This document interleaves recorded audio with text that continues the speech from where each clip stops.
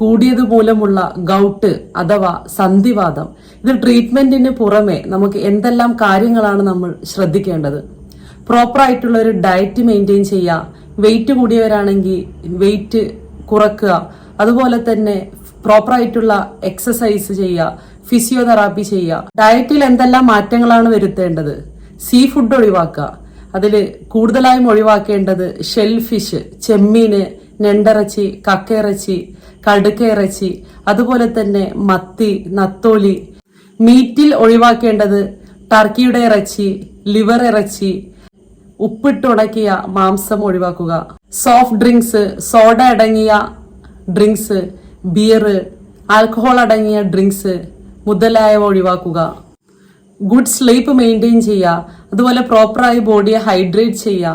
ഒരു 25 കിലോഗ്രാമിന് 1 ലിറ്റർ വെള്ളം എന്ന രീതിയിൽ വെള്ളം കുടിക്കുക.